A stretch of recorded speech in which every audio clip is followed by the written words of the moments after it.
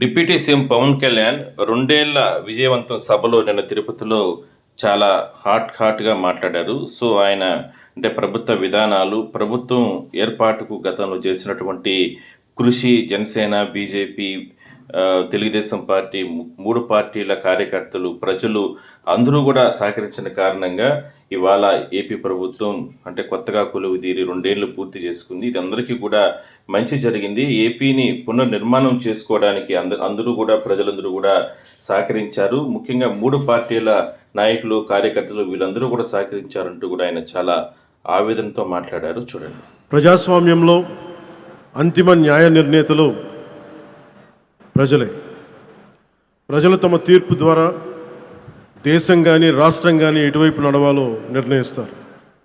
అటువంటి ప్రజలు బలంగా మాట్లాడినప్పుడు అది కేవలం ఒక రాజకీయ నిర్ణయం కాదు, ఒక సందేశం, ఒక హెచ్చరిక, ఒక దిశానిర్దేశం అవుతుంది.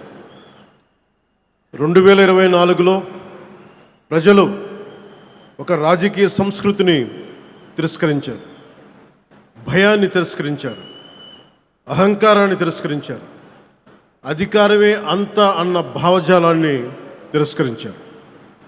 ప్రజాస్వామ్యంలో ప్రజల కంటే ఎవరు పెద్దవారు కాదని మరోసారి గుర్తు చేశారు. అందుకే 2024లో చేసినట్టు కొన్నిసార్లు ప్రజలు కేవలం ఓటు వేసి వదిలిపెట్టరు, చరిత్ర రాస్తారు. 2024లో ఆంధ్రప్రదేశ్ ప్రజలు చేసింది అదే. ఆ తీర్పు ఈ రాష్ట్రానికి మళ్ళీ ఆశనిచ్చింది. ఆంధ్రప్రదేశ్ సమాజానికి మళ్ళీ ఆత్మవిశ్వాసాన్ని ఇచ్చింది. ఒక తరం భవిష్యత్తుని మళ్ళీ నమ్మకాన్ని కల్పించింది. ప్రజలు మౌనంగా కనిపించిన అవసరం వచ్చినప్పుడు చరిత్రని మార్చగలరని మరోమారు నిరూపించిన సందర్భం అది. 2 ఏళ్ల క్రితం మీరిచ్చింది కేవలం అధికారం కాదు, ఒక బాధ్యత. ఆ బాధ్యతని గుర్తుంచుకుంటేనే ఈరోజు మీ ముందుకు వచ్చాం.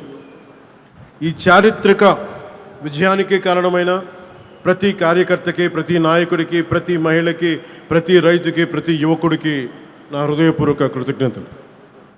ఈ విజయం కేవలం తెలుగుదేశం పార్టీదో, భారతీయ జనతా పార్టీదో, జనసేన పార్టీదో కాదు, ప్రజల విజయం ఇది. ఇది అహంకారం విధ్వంసంపై ప్రజాస్వామ్యం సాధించిన విజయం. ఈ కూటమి ఆంధ్రప్రదేశ్ పునర్నిర్మాణం కోసం ఏర్పడిన కూటమి.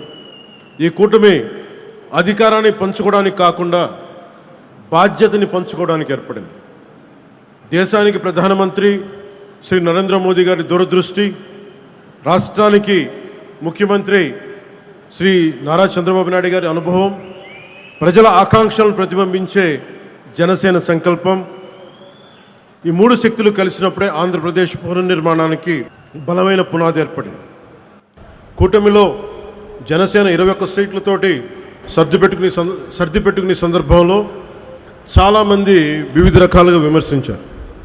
కానీ మేము 21 సీట్లతో రాజీ పడలేదు. ఆంధ్రప్రదేశ్ భవిష్యత్తు కోసం 21 సీట్లకి జనసేన పరిమితాన్ని చేశాం. ఆ త్యాగానికి ప్రజలు ఇచ్చిన సమాధానమే 100% స్ట్రైక్ రేట్. 2 ఏళ్ల క్రితం మేము ఇచ్చిన హామీలు ఈరోజు ఒక్కొక్కటిగా ఆచరణలో కనిపిస్తున్నాయి.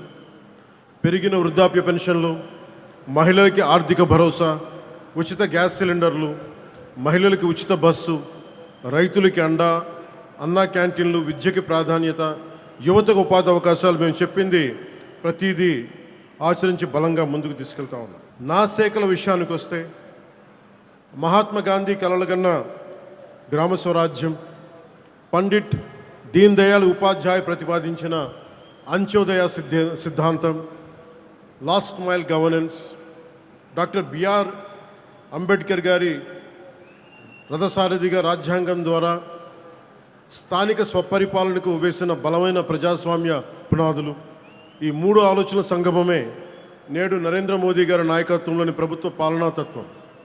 సబ్కా సాత్, సబ్కా వికాస్, సబ్కా విశ్వాస్. గ్రామాన్ని భారతదేశానికి కేంద్ర బిందువుగా చూడాలనుకుని ఆ దిశగా అత్యంత నిబద్ధతతో కృషి చేస్తున్న ఒక పంచాయతీరాజ్ శాఖ మంత్రిగా ఈరోజు మీ ముందు మాట్లాడుతూ ఉన్నాం. ఒక పిల్లవాడి భవిష్యత్తు పాఠశాలలో ఎలా నిర్ణయించబడుతుందో ఒక దేశ భవిష్యత్తు అదేవిధంగా గ్రామంలో నిర్ణయించబడుతుంది, గ్రామ పంచాయతీలో నిర్ణయించబడుతుంది.